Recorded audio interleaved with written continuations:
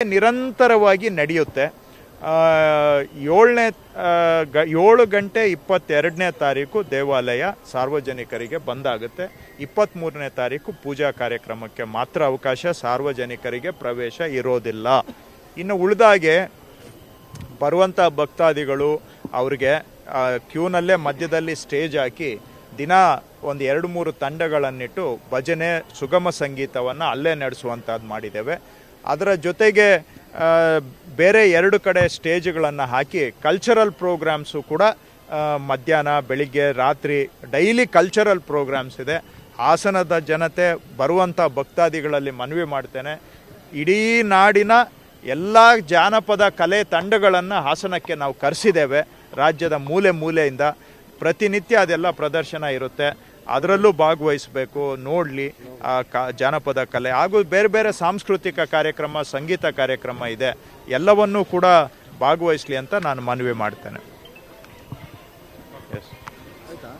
ಮಾನ್ಯ ಸಚಿವರಿದ್ದಾರೆ, ಮಾನ್ಯ ನ್ಯಾಯಮೂರ್ತಿಗಳು, ಹಾಗೆ ಮಾನ್ಯ ಶಾಸಕರಿದ್ದಾರೆ, ಈ ಉನ್ನತ ಅಧಿಕಾರಿಗಳಿದ್ದಾರೆ ಹಾಗೂ ಇತರೆ ಗಣ್ಯರು ಬರಬೇಕಾದ್ರೆ ದರ್ಶನಕ್ಕಾಗಿ ಅವರು ಮೊದಲೇ ನಮ್ಮ DC ಅವರ ಕಚೇರಿಯಲ್ಲಿ ಅಡಿಷನಲ್ ಡೆಪ್ಟಿ ಕಮಿಷನರ್ ADC ಅವ್ರನ್ನ ಸಂಪರ್ಕ ಮಾಡಿ ಯಾವ ತಾರೀಕಿಗೆ ಅವಕಾಶ ಇದೆ ಅನ್ನೋದನ್ನು ಮೊದಲೇ ಖಾತ್ರಿ ಮಾಡಿಕೊಂಡು ಅವರು ದರ್ಶನಕ್ಕೆ ಬೆಳಿಗ್ಗೆ 10:30ಯಿಂದ ಮಧ್ಯಾಹ್ನ 12:30 ನಡುವೆ ಅವಕಾಶ ಮಾಡಿಕೊಡ್ಲಾಗಿದೆ.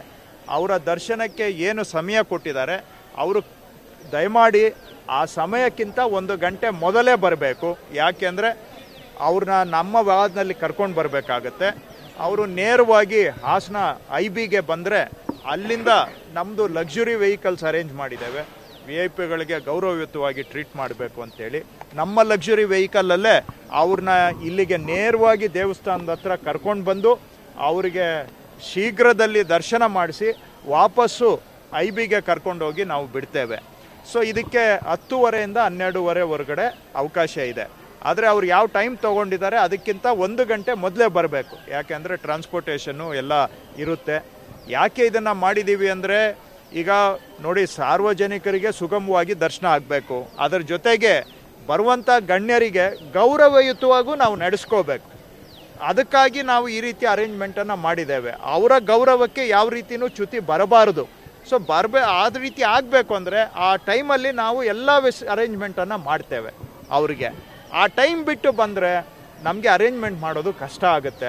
ಆ್ಯಂಡ್ ಇನ್ನೊಂದು ಕಡೆ ಸಾರ್ವಜನಿಕರ ತಾಳ್ಮೆಯನ್ನಂತೂ ನಾವು ಪರೀಕ್ಷೆ ಮಾಡೋಕ್ಕಾಗೋದಿಲ್ಲ. ಇವತ್ತು ಇಷ್ಟು ಮೂವ್ಮೆಂಟ್ ಇದೆ, ಅದರ ಮಧ್ಯದಲ್ಲಿ ಅಲ್ಲೊಬ್ಬರು ಇಲ್ಲೊಬ್ಬರು ಆಲ್ರೆಡಿ ತಾಳ್ಮೆ ಕಳ್ಕೊಳ್ಳುವಂಥದ್ದು ಇದೆ. ಹಾಗಾಗಿ ಲಕ್ಷಾಂತರ ಜನ ಮೂಲೆ ಮೂಲೆಯಿಂದ ಬರೋದ್ರಿಂದ ಅವ್ರಿಗೂ ಸುಗಮವಾಗಿ ದರ್ಶನ ಆಗಬೇಕು, ಆದರೆ ಗಣ್ಯರಿಗೂ ಗೌರವಯುತವಾಗಿ ನಡೆಸ್ಕೋಬೇಕು. ಹಾಗಾಗಿ ಅವರು ಸಹಕಾರ ಕೊಡಬೇಕು ಅಂತ ನಾನು ಅವರಲ್ಲಿ ಮನವಿ ಮಾಡ್ತಾ ಇದ್ದೇನೆ. ಕೆಲವರು ಇದು ತುಂಬ ಕಟ್ನಿಟ್ಟಾಯಿತು, ತುಂಬ ಹಾಗೆ ಹೀಗೆ ರಿಲ್ಯಾಕ್ಸೇಷನ್ ಅಂತ. ನಾವು ಒಬ್ಬರಿಗೆ ರಿಲ್ಯಾಕ್ಸೇಷನ್ ಕೊಟ್ಟರೆ, ಮಿನಿಸ್ಟ್ರಿಗೆ ರಿಲ್ಯಾಕ್ಸೇಷನ್ ಕೊಟ್ಟರೆ ಜಡ್ಜಿಗೆ ಕೊಡಬೇಕು, ಜಡ್ಜಿಗೆ ಕೊಟ್ಟರೆ MLAಗೆ ಕೊಡಬೇಕು, MLAಗೆ ಕೊಟ್ಟರೆ ಎಲ್ಲರಿಗೂ ಕೊಡಬೇಕು. ಸೊ ಒಂದಕ್ಕೊಂದು ಲಿಂಕ್ಡ್ ಇದೆ. ಆದರೆ ಇಲ್ಲಿ ಏನಾಗುತ್ತೆ, ನಾನು ಪದೇ ಪದೇ ತಮಗೆ ಎಚ್ಚರಿಸಲಿಕ್ಕೆ ಬಯಸ್ತೇನೆ, ಇತ್ತೀಚೆಗೆ ಜನಸಮೂಹ ಒಂದು ಕಡೆ ಸೇರಿದಾಗ ಬೇರೆ ಬೇರೆ ಕಡೆ ಏನೆಲ್ಲ ಘಟನೆಗಳು ನಡೆದಿದ್ದಾವೆ ಅನ್ನೋದನ್ನು ದಯವಿಟ್ಟು ಗಮನದಲ್ಲಿ ಇಟ್ಕೊಳ್ಳಿ. ಗಣ್ಯರು ಅಂದರೆ ನಮ್ಮದು ಜವಾಬ್ದಾರಿ ಇದೆ, ವಿ ಹ್ಯಾವ್ ಎ ರೆಸ್ಪಾನ್ಸಿಬಿಲಿಟಿ. ಬೆಂಗಳೂರಿನಲ್ಲಿ ಏನಾಯಿತು, ತಮಿಳ್ನಾಡಲ್ಲಿ ಏನಾಯಿತು, ಇವೆಲ್ಲ ಮರೀಲಿಕ್ಕೆ ಆಗೋದಿಲ್ಲ. ಸೊ ಹಾಗಾಗಿ ಆ ದೃಷ್ಟಿಯಿಂದ ಗಣ್ಯರಿಗೆ ಗೌರವವಾಗಿ ನಡಿಬೇಕು. ಆದರೆ ಓವರಾಲ್ ಸುರಕ್ಷತೆ ದೃಷ್ಟಿಯಿಂದ ಈ ಕಾರ್ಯಕ್ರಮದಲ್ಲಿ ಏನೂ ಎಡವಟ್ಟಾಗಬಾರ್ದು ಅಂತಂದರೆ ಇವೆಲ್ಲದಕ್ಕೂ ಸ್ವಲ್ಪ ಸಹಕಾರ ಎಲ್ಲರೂ ಕೂಡ ಕೊಡಬೇಕು.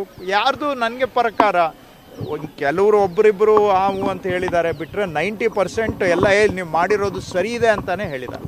ನಾನು ಕೆಲವು MLAಸ್ಗೆ ಮಾತಾಡಿದಾಗ ನೀವು ಮಾಡಿರೋದು ಸರಿ ಇದೆ, ಯಾವುದೇ ಕಾರಣಕ್ಕೂ ಇದರಿಂದ ಬದಲಾಯಿಸಬೇಡಿ, ನೀವು ಅದಕ್ಕೆ ಸ್ಟಿಕ್ ಆಗಿ ಏನೇ ಒತ್ತಡ ಬಂದರೂ ಯು ಸ್ಟಿಕ್ ಟು ಇಟ್ ಅಂತ ಎಷ್ಟೋ MLAಗಳು ನನಗೆ ಹೇಳಿದ್ದಾರೆ. ಹಾಗಾಗಿ 12:30 ನಂತರ ಬರ್ತಾರೆ ಸರ್, 12:30 ನಂತರ ಇಲ್ಲಿ ಅಲ್ಲ. ಈಗ ನೋಡಿ ಸರ್, ಒಂದು ಲಾ ಈಸ್ ಎಬೋವ್ ಎವ್ರಿಬಡಿ, ಕಾನೂನು ಎಲ್ಲರಿಗಿಂತ ಮೇಲೆ, ಅದ್ರ ಕೆಳಗಡೆ ನಾವು ಕೆಲಸ ಮಾಡಬೇಕು. ರೂಲ್ಸ್ ಅಂದರೆ ರೂಲ್ಸು ಎಲ್ಲರಿಗೂ ಅನ್ವಯ ಆಗುತ್ತೆ. ನಾನು ರೂಲ್ಸ್ ಮೇಲೆ ಇದ್ದೀನಿ. ಹಾಗಾದರೆ ನಾನು ರೂಲ್ಸ್ ಮೇಲೆ ಇದ್ರೆ ಹಾಗಾದರೆ ಎಲ್ಲ ಈ ಬೇರೆಯವರು ಏನು ರೂಲ್ಸ್ ಕೆಳಗಡೆ ಅವ್ರಿಗೆ ಮಾತ್ರ ಬೇರೆ ರೂಲ್ಸ್ ಕೆಳಗಡೆ ಇದ್ದಾರೆ. ಒಂದು ರೂಲ್ ಅಂದಮೇಲೆ ಎಲ್ಲರೂ ರೂಲ್ನ ಫಾಲೋ ಮಾಡಬೇಕು. I request that cooperation. ಈಗ ಜನ ಈ ಗಣ್ಯರಿಗೆ ಸಹಕಾರ ಮಾಡ್ತಾರೆ. ನೀವು ಹೇಳೋ ಪ್ರಕಾರ ನನ್ನ ಹತ್ರ ಅಂತೂ ಯಾರೂ ಆ ರೀತಿ ಮಾತಾಡಿಲ್ಲ. ನೀವು ಒಂದು ಹೈಪೋಥೆಟಿಕಲ್ ಸಿಚುವೇಶನ್ ಕೇಳ್ತಾ ಇದ್ದೀರಾ. ಟೈಮ್ ಏನು ಪ್ರಾಬ್ಲಮ್, ಯಾಕೆ ಕಷ್ಟ? 10:30 ಬರೋಕ್ಕೆ ಏನು ಕಷ್ಟ? ನೀವು ಹೇಳ್ತಾ ಇದ್ದೀರಾ, ಯಾರು ನನಗೆ ಬೇರೆಯವ್ರು ಕಂಪ್ಲೇಂಟ್ ಮಾಡಿಲ್ಲ. ಬೆಂಗಳೂರಲ್ಲಿ ಮೀಟಿಂಗ್ ಮಾಡಿದಾಗ ಕೆಲವು MLAಗಳು ಹೇಳಿದ್ದಾರೆ, ಓಲ್ ಅಂಡ್ ಸೋಲ್ ಅವರೇ ಡಿಸಿಷನ್ ತಗೊಂಡ್ರು, ನಮ್ಮನ್ನು ಏನೂ ಕೇಳಲಿಲ್ಲ, ಸುಮ್ಮನೆ ನಮ್ಮ ಕಾಸ್ಟ್ ಕೂತಿದ್ವಿ. ನೋಡಿ, ಅದು ನೀವು ಸುಳ್ಳು ಹೇಳ್ತಾ ಇದ್ದೀರಾ. ನೀವು ಸುಳ್ಳು ಹೇಳ್ತಾ ಇದ್ದೀರಾ. ನನ್ನ ಹತ್ರ ಮಾತಾಡಬೇಡಿ ಸುಮ್ಮನೆ ಆ ರೀತಿಯಾಗಿ. ಯಾಕಂದ್ರೆ ಹೇಳಿಲ್ಲ, ಸುಳ್ಳದು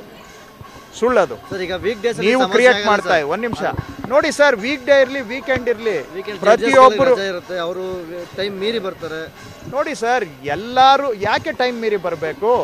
ಟೈಮ್ ಅದು ಸೆಟ್ ಮಾಡಿದ್ಮೇಲೆ ಎಲ್ಲಾರ್ಗೂ ಟೈಮೇ. ನಿಮ್ಗೆ ನೀವು ನಿಮ್ಮ ವಾದ ಅರ್ಥ ಆಗ್ತಾ ಇಲ್ಲ. ಹಾಗಾದ್ರೆ ಕೆಲವ್ರಿಗೆ ರೂಲ್ಸ್ ಅಪ್ಲೈ ಆಗೋದಿಲ್ಲ ಅಂತ ನೀವು ವಾದ ಮಾಡ್ತಾ ಇದ್ದೀರಿ. Some people are above the rules ಅಂತ ಹೇಳ್ತಾ ಇದ್ದೀರಿ.